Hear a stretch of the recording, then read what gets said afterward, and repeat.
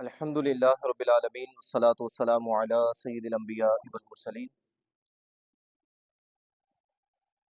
قال اللہ تعالی فی القرآن المجید والفرقان الحمید وَلِلَّذِينَ كَفَرُوا بِرَبِّهِمْ عَذَابُ جَهَنَّمَ وَبِئْسَ الْمَصِيرُ صدق اللہ العظیم وصدق رسولہ النبی الکریم الامین قال اللہ تعالی فی شان حبیبہ ان اللہ وملائکتہ یصلون علی النبی یا ایہا الذین آمنوا صلوا علیہ وسلموا تسلیما اللہم صلی علی روح محمد فی الارواح اللہم صلی علی جسد محمد فی الاجساد اللہم صلی علی قبر محمد فی القبور۔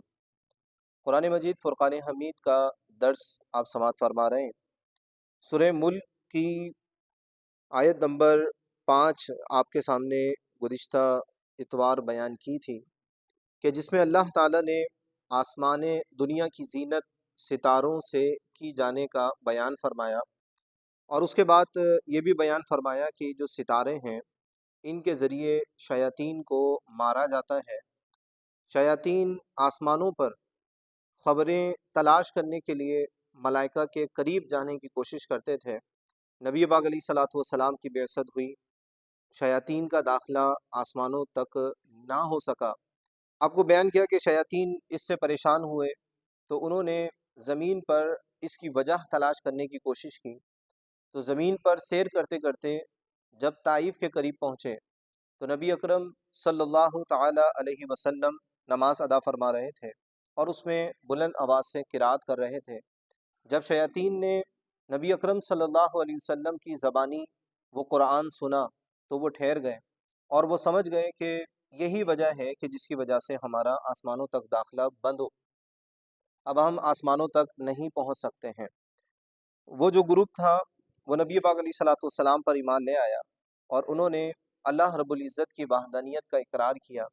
جب وہ اپنی قوم میں گئے تو وہ بہت زیادہ غضبناک ہوئے، بہت زیادہ غصہ بھی ہوئے، اور سورہ جن کی کچھ آیات آپ کے سامنے ذکر کی تھیں کہ جس میں شیاطین کا یہ قول موجود تھا کہ انہوں نے کہا کہ ہم تو یہ تصور بھی نہیں کر سکتے تھے کہ جنات اور انسان اللہ تعالیٰ پر معاذ اللہ جھوٹ باندھ سکتے ہیں، اللہ تعالیٰ کے لیے بیوی ثابت کر سکتے ہیں، اللہ تعالیٰ کے لیے معاذ اللہ اولاد ثابت کر سکتے ہیں۔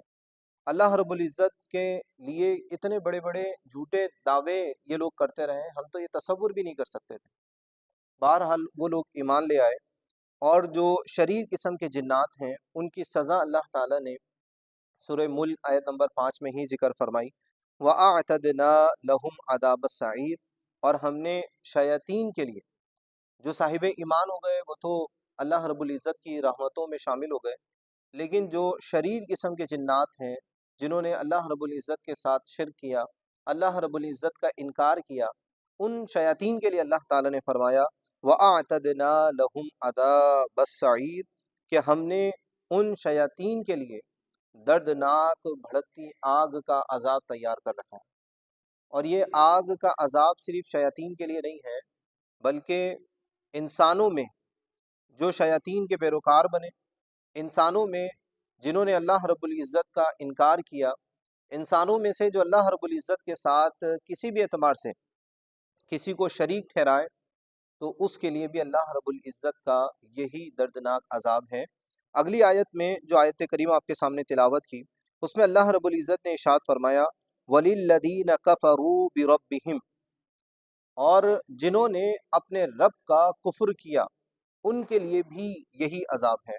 وَلِلَّذِينَ كَفَرُوا، اور یہ بھڑکتی آگ کا عذاب ان لوگوں کے لیے بھی ہے جنہوں نے اپنے رب کا انکار کیا، عذاب جہنم، ان کے لیے جہنم کا عذاب ہے، وَبِئْسَ الْمَصِيرُ، اور یہ کیا ہی بری جگہ ہے۔ تو جہنم بہت ہی خطرناک اور بہت ہی سخت مقام ہے۔ اللہ رب العزت نے اس کی برائی کو وَبِئْسَ کے ذریعے بیان فرمایا، وَبِئْسَ الْمَصِيرُ، اور یہ کتنی ہی بری جگہ ہے۔ اور یہ کن کے لیے ہے؟ یہ شیاطین میں جو کفار ہیں، جناتوں میں جو کفار ہیں جنہوں نے اللہ رب العزت کا انکار کیا، اور مومنین میں جو اللہ رب العزت کے منکر ہیں، اللہ تعالیٰ کے ساتھ کسی کو شریک ٹھہراتے ہیں، یا پھر کسی بھی طرح ضروریات دین میں سے کسی چیز کا انکار کرتے ہیں جو مومن نہیں ہیں ان کے لیے جہنم کا دردناک دل ہلا دینے والا عذاب ہے۔ ایمان کی تعریف اگر آپ سمجھ جاتے ہیں تو آپ کو کفر سمجھ میں آ جائے گا، جن کی مذمت اللہ رب العزت بیان فرما رہا ہے۔ ایمان حضور نبی اکرم علیہ الصلاۃ والسلام اللہ رب العزت کی جانب سے جو کچھ لے کر آئے، جو تعلیمات لے کر آئے، جو احکامات لے کر آئے، ان تمام باتوں کو دل سے مان لینا یہ ایمان ہے۔ وہ تمام تعلیمات، وہ تمام چیزیں جو پیارے نبی صلی اللہ علیہ وسلم ہم تک لے کر آئے، ان تمام چیزوں کو دل سے تسلیم کر لینا یہ ایمان ہے۔ اور جب اقرار کا موقع ہو تو اس کا اقرار کر لینا یہ ضروری ہے۔ تصدیق بالقلب ایمان کی اصل ہے، لیکن اقرار کے موقع پر اقرار ہونا یہ ضروری ہے۔ اگر کسی شخص کو اقرار کا موقع ملا اور اس نے اقرار ہی نہیں کیا تو ایسا شخص مومن نہیں ہو سکتا۔ اقرار یہ ضروری ہے۔ اگر کوئی ضروریات دین کا، ان باتوں کا جو نبی پاک علیہ الصلوۃ والسلام لے کر آئے اور ان کا تعلق ضروریات دین سے ہے، دین کی ضروری باتیں ہیں، ان میں سے اگر کوئی کسی کا انکار کرتا ہے، یہاں تک کہ ایک چیز کا بھی اقرار نہ کرے، ایک چیز کا بھی انکار کر دے، تو وہ مسلمان نہیں رہ سکتا۔ مسلمان ہونے کے لیے تمام تر باتوں پر یقین رکھنا ضروری ہے۔ اب یقین دو طرح سے ہوتا ہے، یا تو آپ کو تفصیل کے ساتھ ایک ایک چیز کے بارے میں علم ہو، بھائی اس پر بھی ایمان لانا ضروری ہے، اس پر بھی ایمان لانا ضروری ہے، اس پر بھی ایمان لانا ضروری ہے۔ اور دوسری چیز ہوتی ہے اجمالی طور پر۔ اجمالی طور پر مطلب ہمیں تفصیل کا علم نہیں ہے، ہر ایک شاخ کا علم نہیں ہے، ہر ایک بات کا علم نہیں ہے، لیکن ہم یہ کہتے ہیں کہ حضور جو بھی لے کر آئے بس ہم اس پر یقین رکھتے ہیں، تو یہ اجمالی طور پر ایمان کہلاتا ہے۔ تو یہ بھی اگر کسی نے رکھ لیا تو یہ کافی ہے، اور نارملی انسان اجمالی اعتبار سے وہ تمام باتوں پر یقین رکھ رہا ہوتا ہے، لیکن اتنی بات کافی نہیں ہے۔ ہم مسلمان ہیں، اللہ رب العزت نے نبی پاک علیہ الصلوۃ والسلام کے ذریعے ہمیں علم سکھایا ہے، اپنی کتاب عطا فرمائی ہے۔ حضور جان کائنات صلی اللہ علیہ وسلم نے فرمایا، طلب العلم فریضۃ علی کل مسلم، علم کا حاصل کرنا ہر مسلمان پر فرض ہے، وہ چاہے مسلمان مرد ہو یا مسلمان عورت ہو، ہر ایک پر علم کا سیکھنا فرض ہے۔ تو وہ باتیں جو ضروریات دین سے ہیں، ان باتوں کا علم تو ہر مسلمان کو سیکھنا ہی چاہیے۔ وہ باتیں جو فرض علوم میں شامل ہیں، ان باتوں کو سیکھے بغیر کوئی چارہ نہیں ہے۔ وہ چیزیں تو ہمارے لیے ضروری ہی ہیں، اس میں ہمارا اختیار نہیں ہے۔ وہ نہیں سیکھیں گے تو نہ سیکھنے کا گناہ الگ ہے۔ بعض لوگ درس میں نہیں بیٹھتے ہیں، بعض لوگ علمی باتوں کو نہیں سننا چاہتے۔ اس کی ایک بنیادی وجہ جو ان کے دماغ میں چل رہی ہوتی ہے وہ یہ کہ اگر ہم سن لیں گے اور پھر عمل نہیں کریں گے تو وبال اور بڑھ جائے گا، وبال سخت ہوگا، یہ پیش نظر ہوتا ہے، اس لیے وہ سنیں گے نہیں، پھر ہم اس کے خلاف بھی نہیں چلیں گے، حالانکہ خلاف چل رہے ہوتے ہیں، لیکن وہ سمجھتے ہیں شاید سننے کے بعد نہ کرنا یہ زیادہ بڑا جرم ہے۔ تو سننے کے بعد نہ کرنا، اس کی مختلف کیفیت ہو سکتی ہیں، اور یہ بڑا جرم بن سکتا ہے جب انسان ہٹ درم ہو جائے، اپنے رب کے مقابلے میں نہیں ماننا، تو یہ بہت بڑا جرم ہو سکتا ہے۔ لیکن اگر کوئی نہ سیکھے، جہالت کی زندگی گزار دے، کرنے والے کام کیسے کرنے نہیں پتا، ایسے ہی بغیر علم کے نمازیں پڑھتا رہے، روزے رکھتا رہے، جو مسائل ہیں وہ نہ سیکھے، اور ایسی چلتی رہی کہانی، اگر اس سے خطا ہو جاتی ہے تو یہ یاد رکھیے گا اس کو 2 گنا ملے گی، ایک گنا کرنے کا گنا اور دوسرا اس کے بارے میں علم نہ ہونے کا گنا۔ تو نہ سیکھنا یہ زیادہ خطرناک ہے، کیونکہ اس میں جس غلطی کو وہ کرے گا، جو غلطی کرتا چلا جائے گا، اس میں 2 گنا اس کو ملیں گے۔ ایک گنا تو گناہ کرنے کا ہوگا کہ اس سے خطا ہو گئی، دوسرا اس کو پتہ نہیں ہے یہ بھی گناہ ہے، اس کا بھی اس کو گناہ ملے گا۔ لیکن جس انسان کو اس کے بارے میں معلوم ہے، پھر بتقاضۂ بشریت اس سے خطا ہو جاتی ہے، اس کو صرف اس خطا کا گناہ ملے گا، کم از کم وہ علم کی وجہ سے تو گرفت میں نہیں آئے گا۔ لیکن علم ایک ایسی چیز ہے، جب انسان علم سیکھ لیتا ہے تو اللہ رب العزت کی خشیت اس میں پیدا ہو جاتی ہے، ڈر اس میں پیدا ہو جاتا ہے، خوف اس میں پیدا ہو جاتا ہے، پھر وہ اللہ کی نافرمانی کی طرف نہیں جاتا۔ اگر وہ کبھی بڑھ بھی جاتا ہے تو فوری طور پر اپنے رب کے حضور پلٹتا ہے، دعا کرتا ہے، اللہ رب العزت سے توبہ کرتا ہے، اللہ تعالیٰ اس کی توبہ قبول فرما لیتا ہے، معاف فرما لیتا ہے۔ اللہ رب العزت کو توبہ کرنے والا بندہ انتہائی پسند ہے، انتہائی محبوب ہے اللہ تعالیٰ کو کہ کوئی اللہ تعالیٰ سے توبہ کرے۔ فرمایا اللہ تعالیٰ کو اتنا پسند ہے، جیسے کوئی شخص کوئی جنگل میں ہو، اس کا کوئی جانور کھو گیا، وہ ڈھونڈ رہا ہے ڈھونڈ رہا ہے ڈھونڈ رہا ہے، اس کو مل ہی نہیں رہا اس کو وہ جانور، پھر اچانک سے جب وہ محروم ہو جاتا ہے، اس کو یقین ہو جاتا ہے کہ جانور نہیں ملے گا، اچانک سے وہ مل جائے تو کتنا خوش ہوتا ہے۔ تو فرمایا کہ اس سے بڑھ کر اللہ رب العزت اس بات کو پسند کرتا ہے کہ کوئی بندہ اس کے سامنے جھک جائے اور اس سے معافی مانگ لے، توبہ کر لے۔ اللہ رب العزت بہت غفار ہے، اللہ رب العزت بہت زیادہ توبہ قبول کرنے والا ہے، وہی رحم فرمانے والا ہے۔ تو اگر انسان پہاڑ برابر بھی گناہ اپنے سر پر کر لے، اللہ رب العزت کے حضور حاضر ہو جائے، اللہ تعالیٰ درگزر فرمائے گا۔ لیکن اگر کوئی توبہ نہ کرے تو پھر اس کے لیے سزائیں ایسی ہیں کہ انسان برداشت بھی نہیں کر سکتا اور اس سے بھاگ بھی نہیں سکتا۔ کوئی اللہ تعالیٰ سے غالب نہیں آ سکتا، اللہ تعالیٰ پر قابو نہیں پا سکتا۔ اللہ رب العزت ہر چیز پر قادر ہے، وہی طاقتور ذات ہے، اس سے بڑھ کر کوئی بھی طاقتور ذات نہیں ہے۔ تو اس لیے ہمیں یہ کوشش کرنی چاہیے کہ ہم علم کو سیکھیں، وہ تمام چیزیں جن پر یقین رکھنا ضروری ہے، وہ تمام چیزیں جن پر عمل کرنا ضروری ہے، ان ہر باتوں کو جاننا یہ ہمارے لیے لازم ہے۔ اگر ہم نہیں جانیں گے تو کسی کا نقصان نہیں ہے، کسی کا نقصان نہیں ہے، انسان اپنا ہی نقصان کر رہا ہے، انسان اپنا ہی نقصان کر رہا ہے۔ بعض ہوتے ہیں یار ہمیں کوئی سکھانے والا نہیں ہے، سکھانے والا نہیں ہے، سکھانے والا نہیں ہے، لیکن جہاں سکھانے والے ہوتے ہیں وہاں لوگ قدر نہیں کر رہے ہوتے ہیں، لوگ بیٹھ نہیں رہے ہوتے ہیں، لوگ دیکھ نہیں رہے ہوتے ہیں۔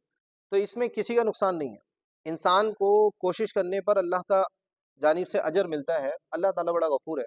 اگر کوئی بھی درس میں نہ بیٹھے، کوئی بھی درس میں نہ بیٹھے، درس دینے والا سکھانے والا سکھانے کا ارادہ رکھتا ہے، اللہ رب العزت اس بات پر قادر ہے کہ کوئی نہ بھی بیٹھے پھر بھی اس کو بے انتہا اجر و ثواب عطا فرمائے۔ کوئی نہ بھی سیکھے، اللہ تعالیٰ اس کو اپنی رحمت میں جگہ عطا فرما دے، پناہ عطا فرما دے، تو اس کی محنت تو فقط اس سے وصول ہو جاتی ہے کہ اس نے کوشش کی۔ اب نہیں سیکھنے والے وہ خود اس کے نقصان کے حقدار ہیں اور اس کے نقصان سے ان کو نمٹنا پڑے گا۔ اللہ رب العزت کے حضور ہمارے یہاں کوئی عذر نہیں چل سکتا کہ ہمیں تو کوئی بتانے والا نہیں تھا، ہمیں تو کوئی سکھانے والا نہیں تھا۔ جیسے آگے جو آیات ہیں، جب کافروں کو جہنم میں ڈالا جائے گا تو جو مالک ہیں جہنم کے، جو نہگبان ہیں، وہ فرشتے ان سے جھڑک کر پوچھیں گے کہ تمہارے پاس کوئی ڈرانے والا نہیں آیا، تمہیں کوئی سمجھانے والا نہیں آیا؟ وہ کہیں گے جی آئے تھے ہمارے پاس سمجھانے والے، ہم نے سنا نہیں، ہم نے ان کی بات نہیں مانی، ایسی ہی غفلت میں زندگی گزر گئی اور آج تمہارے سامنے کھڑے ہیں۔ تو ان پر جو سختی ہوگی وہ اسی وجہ سے ہوگی کہ انہوں نے سنا نہیں، سن لیا تو اطاعت کرنے والا نہیں سنا، ایسے ہی غفلت کے اندر زندگی گزار دی اور پھر ان کا انجام انتہائی دردناک ہوا۔ تو کفر ایمان آپ سمجھ گئے کہ جو باتیں نبی پاک علیہ الصلوۃ والسلام نے ہم تک پہنچائی ہیں، جو اللہ تعالیٰ کی طرف سے آپ لے کر آئے، اور تمام باتیں اللہ کی طرف سے ہیں۔ جو قرآن ہے یہ بھی وحی ہے، جو احادیث ہیں وہ بھی وحی ہے، الہی ہی ہے، کیونکہ نبی اپنی طرف سے کوئی بات نہیں کہتے ہیں۔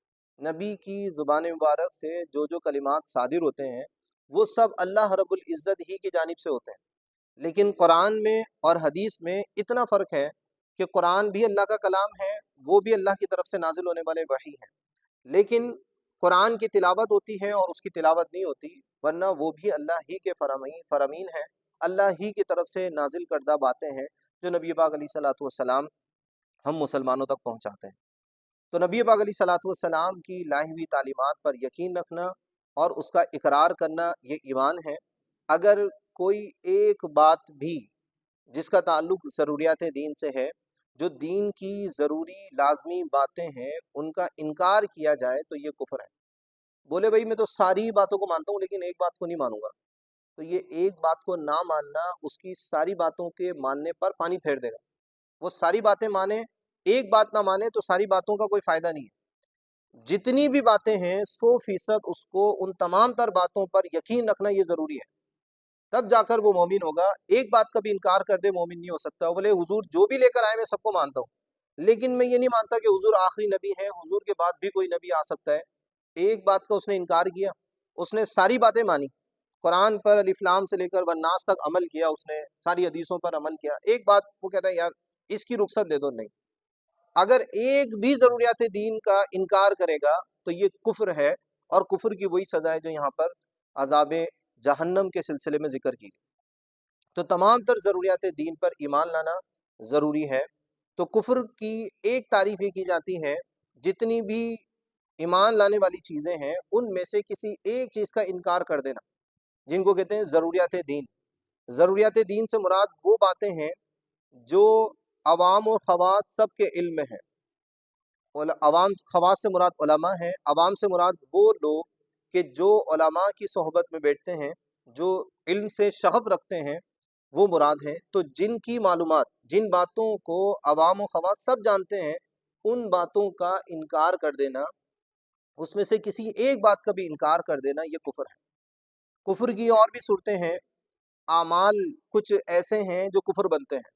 مثال کے طور پر اگر کفار کی عبادت کی جگہ پر کوئی سجدہ کرتا ہے تو یہ سجدہ اس سے پوچھا نہیں جائے گا کہ کس کو کر رہا ہے۔ اگر کفار کے عبادت خانوں میں کوئی سجدہ کرتا ہے تو یہ سجدہ کفر کی علامت ہے، یہ کفر ہے۔ تو کسی کے لیے اجازت نہیں ہے کہ وہ کفار کے بت خانوں میں جائے، ان کے عبادت خانوں میں جائے اور وہاں سجدہ کرے، کہ یہ سجدہ کفر کی علامت ہے کہ وہاں کفار ہی ایسا کرتے ہیں، تو یہ کافر ہو جائے گا۔ اس سے کسی قسم کی کوئی وضاحت نہیں پوچھی جائے گی۔ قرآن مجید فرقان حمید کو گندگی کے ڈھیر پر معاذ اللہ کوئی پھینک دے تو یہ بھی کفر ہے، یہ بھی کیا ہے؟ کفر ہے۔ اس طرح بہت سارے ایسے اعمال ہیں کہ جو کفار کی علامات میں سے ہیں، جو انہی کے ساتھ خاص ہیں، وہی کرتے ہیں۔ اگر ان اعمال میں سے کوئی مسلمان کر لے تو یہ عمل بھی گویا کہ اس کے کافر ہونے کے لیے کافی ہوگا۔ سجدوں کی بات کی میں نے، یہاں پر یہ ذہن میں رکھیے گا کہ دو قسم کے سجدے ہوتے ہیں، ایک سجدہ عبادت ہوتا ہے اور ایک سجدہ تعظیمی ہوتا ہے۔ سجدہ عبادت وہ فقط اللہ رب العزت کے لیے ہے اور ہر شریعت میں رہا ہے۔ اللہ تعالیٰ کے علاوہ کبھی بھی کسی بھی شریعت میں غیر اللہ کے لیے عبادت کا سجدہ روا ہوا ہی نہیں، جائز ہوا ہی نہیں۔ ہر شریعت میں سجدہ عبادت اللہ رب العزت ہی کے لیے رہا ہے۔ لیکن اگر آپ پچھلی شریعتوں کی طرف نظر کرتے ہیں تو کچھ ایسی صورتیں آپ کو نظر آتی ہیں کہ وہاں پر سجدہ تعظیمی کیے گئے۔ حضرت آدم علیہ نبینا علیہ السلام کی اگر آپ بات کرتے ہیں، آپ پڑھیں حضرت آدم علیہ السلام کو جب تخلیق کیا گیا تو اللہ تعالیٰ نے ملائکہ کو حکم دیا کہ وہ حضرت آدم کو سجدہ کریں، تو ملائکہ نے سجدہ کیا، سارے کے سارے ملائکہ نے سجدہ کیا۔ اللہ رب العزت کا حکم تھا، شیطان نے سجدہ نہیں کیا، مردود قرار پایا، تو وہ سجدے ہی کے انکار کی وجہ سے تو مردود ہوا۔ سارے ملائکہ نے سجدہ کیا، تو یہ سجدہ بھی یقیناً سجدہ تعظیمی ہوگا، کیونکہ معبود حکم دے رہا ہے تو معبود عبادت کا نہیں حکم دے رہا، تو وہ تعظیم ہی کا سجدہ ہوگا۔ اسی طرح اگر آپ حضرت یوسف علیہ السلام کا واقعہ پڑھتے ہیں تو حضرت یوسف علیہ السلام کے بھائیوں نے ان کو سجدہ کیا، تو یہ بھی سجدہ تعظیمی ہے۔ لیکن اسلام میں سجدہ عبادت جیسے پہلی شریعتوں میں منع ہے، اسی طرح یہاں بھی منع ہے۔ اگر کوئی سجدہ عبادت کسی کے سامنے کرتا ہے، چاہے وہ کسی بت خانے میں کرے، چاہے وہ کسی مزار پر جا کر کرے، چاہے کسی بھی انسان کو کرے، اپنے والدین کو کرے، کسی بھی شخص کو کرے، اگر وہ سجدہ عبادت کر رہا ہے تو یہ کفر ہے اور کرنے والا مشرک ٹھہرے گا، کرنے والا مسلمان نہیں رہ سکتا۔ اور دوسری صورت کیا ہے؟ سجدہ تعظیمی کی۔ تو سجدہ عبادت تو ہر شریعت میں منع رہا، سجدہ تعظیمی سابقہ شریعتوں میں اس کے جواز کی صورتیں ملتی ہیں، لیکن ہماری شریعت میں سجدہ تعظیمی کی بھی اجازت نہیں ہے، یعنی کوئی سجدہ تعظیمی بھی نہیں کر سکتا، چاہے وہ کسی مزار پر جائے وہاں بھی سجدہ نہیں کر سکتا، کسی پیر کے پاس، کسی عالم کے پاس، کسی انسان کے پاس، کسی بڑے کے پاس وہ سجدہ نہیں کر سکتا۔ نبی پاک علیہ الصلوۃ والسلام نے سختی کے ساتھ اس کی ممانعت فرمائی۔ کچھ صحابہ ایک مقام سے ہو کر جب نبی پاک علیہ الصلوۃ والسلام کی بارگاہ میں پہنچے تو انہوں نے اس مقام پر یہ دیکھا تھا کہ وہاں کے لوگ سردار کو سجدہ کر رہے ہیں، تعظیم کے لیے سجدہ کر رہے ہیں، تو انہوں نے نبی پاک علیہ الصلوۃ والسلام سے یہ ساری صورتحال کا ذکر کیا، یا رسول اللہ ہم ایسے وہاں سے آئے ہیں، تو وہاں دیکھا کہ وہ اپنے سردار کو سجدہ کر رہے ہیں، تو ہمارے لیے کیا حکم ہے کہ ہم آپ کو سجدہ کر سکتے ہیں؟ تو نبی پاک علیہ الصلوۃ والسلام نے اس کی اجازت نہیں دی۔ آپ نے فرمایا کہ مخلوق کے لیے جائز نہیں ہے کہ وہ کسی مخلوق کو سجدہ کرے، مخلوق خالق کو سجدہ کرتی ہے، مخلوق کسی مخلوق کو سجدہ نہیں کر سکتی، کوئی انسان کسی دوسرے انسان کو سجدہ نہیں کر سکتا، اللہ تعالیٰ کے علاوہ کسی اور کو سجدہ نہیں کر سکتا۔ اگر میں سجدے کی کسی کو اجازت دیتا، مخلوق میں سے کسی کو سجدے کی اجازت دیتا، تو پھر بیوی کو حکم ہوتا کہ وہ شوہر کا سجدہ کرے۔ تو یہاں پر نبی پاک علیہ الصلوۃ والسلام نے شوہر کی عظمت کا بھی ذکر کیا کہ شوہر بہت بڑی اللہ تعالیٰ کی نعمت ہے، اس کا بہت زیادہ مقام ہے، اس کی جتنی تعظیم کی جائے کم ہے۔ یہاں تک کہ اگر سجدے کی اجازت ہوتی تو بیوی کو حکم ہوتا کہ شوہر کو سجدہ کر لے۔ یہ اتنا بڑی عظمت والا ہے، اتنی بڑی شان والا ہے۔ تو نبی پاک علیہ الصلوۃ والسلام نے فرمایا کہ سجدہ کسی کے لیے بھی نہیں ہے، اگر ہوتا تو پھر بیوی کو حکم ہوتا کہ وہ شوہر کو سجدہ کرے۔ تو نبی پاک علیہ الصلوۃ والسلام نے اس کی سختی سے ممانعت کی۔ کسی بھی دور میں کسی بھی عالم نے اس کے جواز کا فتویٰ نہیں دیا کہ سجدہ تعظیمی کر لیا جائے، چاہے وہ کسی مدار پر ہو، کسی فقیر کو ہو، کسی پیر کو ہو، کسی عالم کو ہو، کسی بڑے کو ہو، کسی صوفی کو ہو، کسی بھی عالم نے اس کی اجازت نہیں دی ہے۔ اگر آپ علماء اسلام کے فتاویٰ اٹھا کر پڑھیں تو ہر فتوے میں اگر یہ سوال ہے تو اس کی ممانعت ہی آپ کو ملے گی۔ پچھلی صدی میں اعلیٰ حضرت امام احمد رضا خان فاضل بریلوی قدس سرہ، آپ کا ایک فتویٰ ہے فتاویٰ رضویہ، یہ تقریباً 30 سے زائد جلدوں پر مشتمل ہے، 22,000 سے زائد صفحات ہیں اس میں، اور ایسے اس میں فتاویٰ ہیں کہ انسان کی عقل دنگ رہ جاتی ہے کہ اتنی علمی شخصیت، اتنی بڑی علمی شخصیت، اتنا زبردست قلم ہے، اتنا زبردست علم ہے کہ انسان اش کر اٹھتا ہے۔ وہ دینیات کے اعتبار سے ہو، سائنسی اعتبار سے ہو، پڑھے تو انسان سمجھ میں آتا ہے کہ واقعی طور پر کوئی عالم ہے۔ تو آپ نے کئی مقامات پر فتاویٰ رضویہ میں اس کی سخت تردید کی ہے، اور مزارات پر جانے کے سلسلے میں آپ نے بڑی شاندار تلقین کی ہیں کہ مزار پر اگر کوئی جاتا ہے تو کیسے جا سکتا ہے، کسی قبر پر اگر جاتا ہے تو کیسے جا سکتا ہے۔ تو اسلام کی تعلیمات یہ ہیں، اولاً نبی پاک علیہ الصلوۃ والسلام نے کسی کو اجازت نہیں دی تھی کہ وہ قبروں پر جائے۔ پھر آپ نے فرمایا پہلے میں نے تمہیں منع کیا تھا لیکن اب جایا کرو، اب جایا کرو، زیارت قبور کیا کرو، اس سے دل نرم ہوتا ہے، آخرت کے اعتبار سے انسان تھوڑا سا تیار ہوتا ہے، اس کو خوف لاحق ہوتا ہے کہ وہ بھی عنقریب یہاں پر آنے والا ہے۔ لیکن اس کا کیا طریقہ ہونا چاہیے؟ تو اس کے طریقے کے سلسلے میں اگر آپ فتاویٰ جات پڑھتے ہیں، کتابیں پڑھتے ہیں، تو آپ کو ملے گا کہ مزار کی جو باؤنڈری ہے، جو قبر کا احاطہ ہے، اس کو بھی چھونے کی اجازت نہیں۔ تاکہ ادب یہ ہے کہ آپ دور کھڑے ہو جائیں اور وہاں پر جو بھی فاتحہ پڑھنی ہے آپ نے، اللہ رب العزت سے دعا کرنی ہے، دعا کریں اور الٹے قدم آ جائیں، اس کو چھوئے بھی نہیں، اس کو چومے بھی نہیں، اور ویسے ہی آپ آ جائیں۔ لیکن اگر کوئی چھوتا ہے تو یہ ممنوع نہیں ہے، کوئی چوم لیتا ہے تو یہ ممنوع نہیں ہے۔ چومنا ایک الگ چیز ہوتا ہے، سجدہ ایک الگ ہوتا ہے۔ اگر وہ سجدہ کرتا ہے اور ہے وہ مسلمان، چونکہ یہ کفار کی عبادت گاہ نہیں ہے، تو یہ فعل کفر نہیں ہے۔ اگر کوئی سجدہ کرتا ہے تو یہ فعل حرام ہے۔ کیا ہے؟ فعل حرام ہے، ادنا سا حکم اس کا حرام کا ہے کہ یہ حرام ہے۔ اب ایسی صورت میں اس سے اجازت، اس سے پوچھا جائے گا کہ تم نے یہ جو سجدہ کیا ہے یہ کیوں کیا ہے؟ اگر وہ کہتا ہے میں نے تعظیم کے لیے کیا ہے تو یہ فعل حرام ہے، اس کو کہا جائے گا کہ آپ توبہ کریں اور آئندہ اس طرح کی حرکت نہ کریں۔ اور اگر وہ کہتا ہے کہ یہ عبادت ہے تو پھر تو اس کے مسلمان باقی رہنے کی کوئی گنجائش نہیں ہے، کیونکہ یہ تو کفر ہے۔ سجدہ عبادت یہ کفر ہے اور سجدہ تعظیمی یہ حرام ہے۔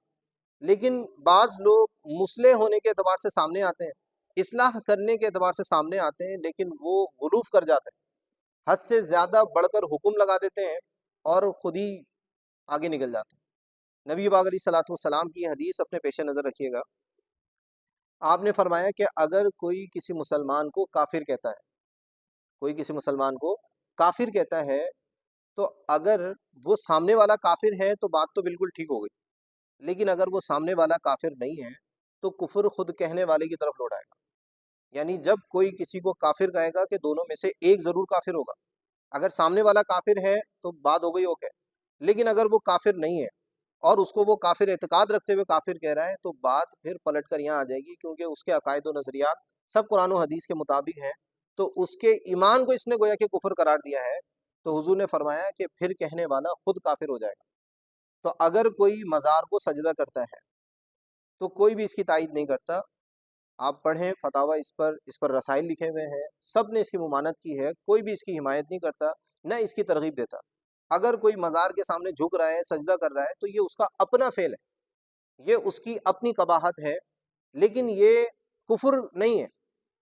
اس بات کو سمجھنے کی ضرورت ہے۔ اگر کوئی نماز نہیں پڑھتا ہے تو یہ فعل حرام ہے، لیکن کفر نہیں۔